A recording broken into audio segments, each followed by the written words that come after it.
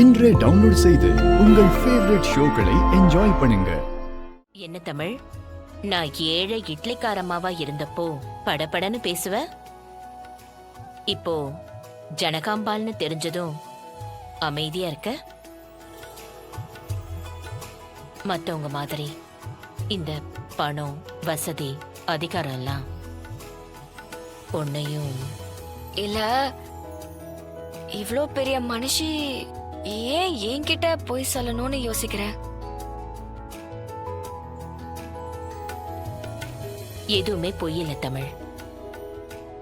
உன்னோட இட்லிக்காரமா தான் உழைச்சி முன்னேறி இன்னைக்கு இந்த ஜனகாம்பலா ஆகியிருக்கா. அதுக்காக நான் இட்லிக்காரமா இல்லைன்னு ஆயிடாதுல்ல. எப்பப்பெல்லாம் என் மனசு சரியில்லையோ அப்பெல்லாம் நான் இட்லி விற்க வருவேன். அப்படி ஒரு நாள் தான் நான் உன்னை மீட் பண்ணேன். அதுக்கப்புறமாவது சொல்லிருக்கலாம்ல. என்கிட்ட இன்னைக்கு இருக்கிற இந்த வசதிக்காக என்னை தேடி வந்து பேசுவாங்க.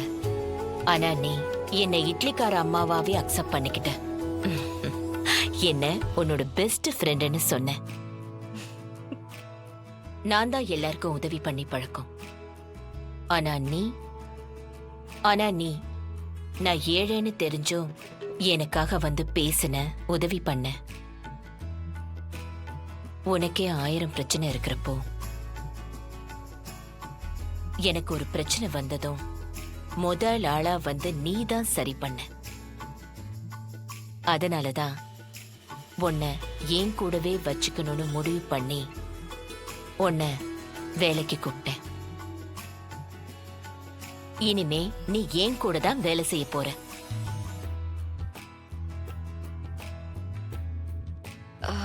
சாரி, உங்க அன்புக்கு ரொம்ப நன்றி மேடம். ஆனா நீங்க எனக்கு பரிதாபம் பார்த்தெல்லாம் வேலை கொடுக்க வேண்டாம். அது எனக்கு அவமானமா இருக்கு.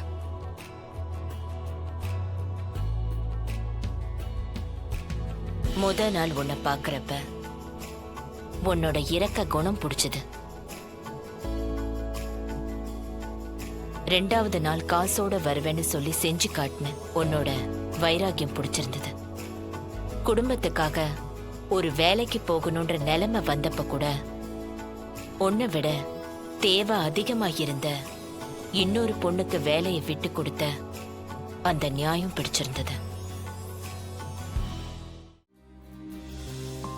விக்கவே விக்காதன்னு முடிவு பண்ண இட்லிய 1 மணி நேரத்துல வித்து காட்டின. அங்க உன்னோட சாமர்த்தியம் பிடிச்சிருந்தது. இந்த வேலைக்கு நீ முழுக்க முழுக்க தகுதியானவ தமிழ். சொல்ல போனா இந்த வேலைய உன் அளவுக்கு நல்லபடியா வேற யாராலையும் செய்ய முடியும்னு எனக்கு தோணல. இட்லிக்கார மேடம், அது தமிழ், எல்லாருக்கும் நான் ஜனா மேடம், ஜனாமா. ஆனா நீ மட்டும்தான் என்ன இட்லிக்காரம்மாவா பார்த்த. உன்னோட அந்த குணம்தான் எனக்கு ரொம்ப பிடிச்சிருந்தது. இந்த வேலை என்னோடவே இருக்கிற வேலை, என்னோட செக்ரட்டரி போஸ்ட். என்னோட ஆபீஸ், வீடுன்னு என்னோட எல்லா பொறுப்புகளையும் இனிமே ஏன் கூட இருந்து நீ செய்ய போற. என்ன தமிழ், ஓகே தானே? நீ முடியாதுன்னு சொல்லிட்டா திரும்ப இந்த இட்லிக்காரம்மா சோகமா இட்லி விற்க தெருவுக்கு தான் போகணும். அதெல்லாம் வேண்டாம், நான் வரேன். அப்பா, நீ ஒத்துக்கவியோ மாட்டியோன்னு நினைச்சிட்டே இருந்த. Thank God. இனிமே என்ன ஜனாமான்னு கூப்பிடு. சரிங்க ஜனாமா. அத்த, இந்த பொண்ணு யாரு? தமிழ், தமிழ் அரசி. இவதான் இனிமே என்னோட செக்ரட்டரி, PA எல்லாமே.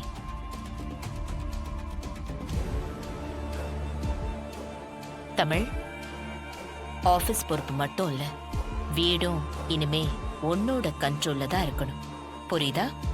சரிங்க மேடம். என்னங்க இது? அமைதியா இரு.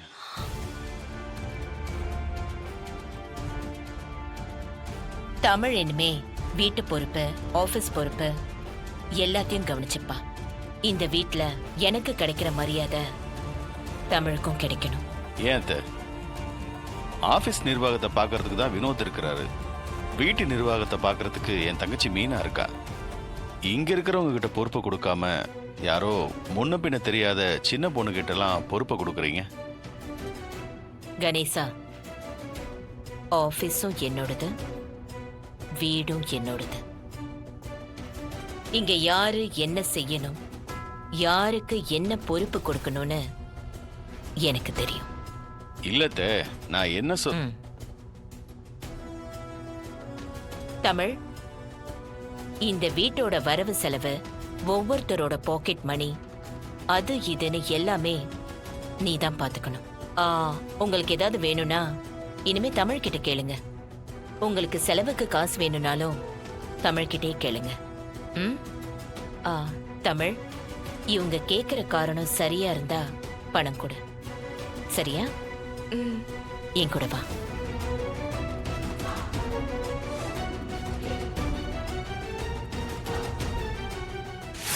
Tamil,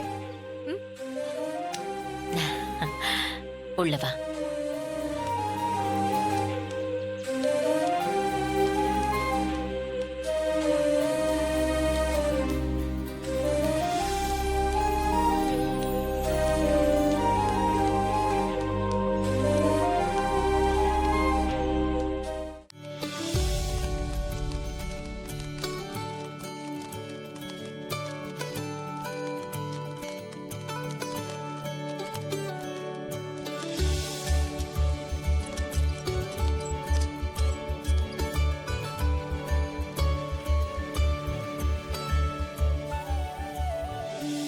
hi everyone. இவங்க தமிழரசி. நம்ம ஆபீஸ்ல புதுசா ஜாயின் பண்ணிருக்காங்க.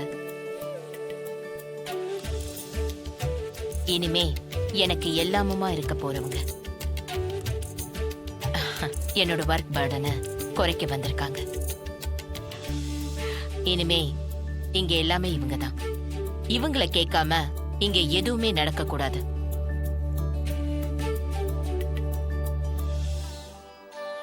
தமிழ் மேடம், இவங்க தான் உன்னோட டீம்.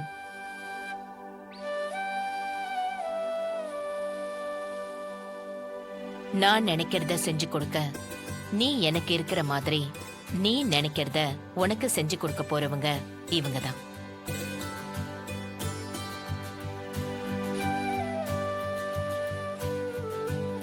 எனக்கு இங்க என்ன அதிகாரம் இருக்கோ அதே அதிகாரம் உனக்கும் இருக்கு.